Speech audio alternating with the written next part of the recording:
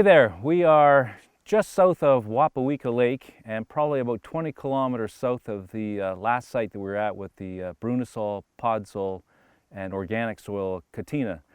And we are just south of there, and today we have a lovely profile here. And this is a road cut along the side of the highway. But what I want to do today is talk a little bit about this profile and identify some of the key horizons that make up this particular soil. Let's look at this profile now and figure out what kind of horizons that we have here. And we'll start at the very top. You can see that we have this forest floor. It's about 5 centimeters thick. You've got a little bit of an L layer and then a F layer. So an L and an F, there's no H here. And directly below that, we have this kind of grayish layer here, which would be our AHE. And it's only probably a couple centimeters thick.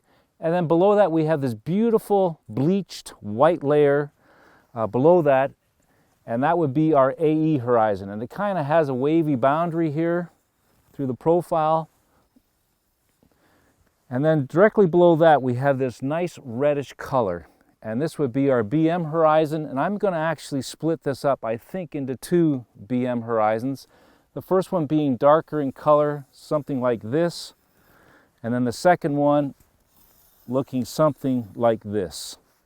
So a BM1, a BM2 because of the color differences, and then below that we have our C horizon, which has been unaffected by any kind of pedagogic process. So with this horizon sequence of AHE and AE. This AE goes to about 20 centimeters. The BM1 roughly about 35-40 centimeters. And then our C horizon varies anywhere from about 70 to 90 centimeters deep. But the distinguishing horizon here is this reddish BM horizon. And when we go through the classification system, through the booklet, this turns out to be a Brunisol. This is a very fine sand kind of texture in this profile, right from the surface to the bottom. And we can see that we also have this beautiful AE horizon, this alluviated horizon. And so this would be an alluviated Utric Brunisol. That's what this is mapped as. However, we are just south of the shield, and I know the pHs for these soils are less than 5.5. So this, in fact, if we really wanted to classify this correctly, this would be an alluviated district Brunisol because the pH is less than 5.5. When we look at this profile, we can see that it is a lot of very fine or fine sand, and we're kind of on a knoll here. And this, I would believe, the parent material here would be glacial fluvial. And again, this whole rolling complex here is indicative of this particular area, but these would be a lot of glacial fluvial where this material has been washed off from the north, creating this lovely profile. In terms of vegetation, there is jack pine here. In this particular spot, there is some white spruce.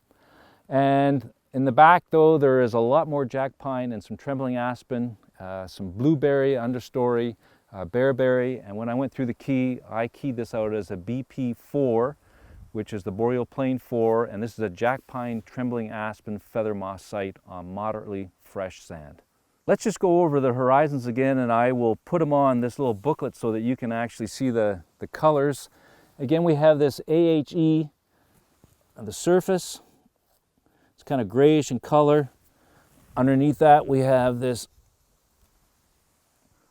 beautiful white AE horizon. And then we have this nice reddish BM horizon. So that's a BM1. And this would be our BM2. And then down here is our C horizon, which is unaffected parent material. And so here you can actually see very nicely the distinct colors that have happened through processes of leaching of water through the profile, organic acids coming off the trees, creating this beautiful bleached horizon here, resulting in this accumulation of material irons and giving us this intense red color. And then slowly as you go deeper into the profile, it is less affected by those processes. So again, just a nice visual summary of those different horizons for this beautiful Brunisol. When I was excavating this face here, one of the things that I noticed, which was really interesting, is that there are spots in this AE horizon which are bone dry. We've had a lot of rain here lately, and you can see the rest of this profile is fairly moist. So the question is, why are these spots here bone dry?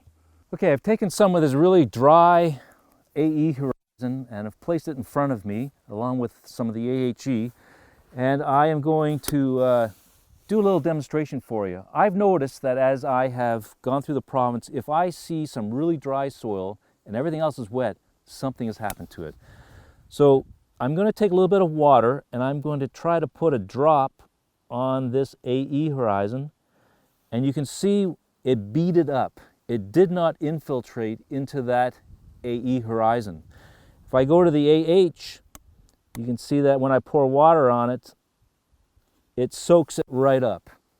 And so it infiltrates into it. And so what I believe has happened here, which is really interesting, is that after the forest fire that happened here, that some organic material was burned and the volatile vapors of it moved down into the profile to create these hydrophobic layers that we have in this particular soil. So this is really cool. You've got this beating up of water on this AE horizon, and this has been impacted by a fire to create this hydrophobic layer which is impenetrable to water. Now it's not covering the entire profile, it's just covering little spots, so water is still able to move through it. But this is a great demonstration of hydrophobicity of a soil, and you can see how this water has beaded up and has not moved or infiltrated into this part of the soil in the AE horizon.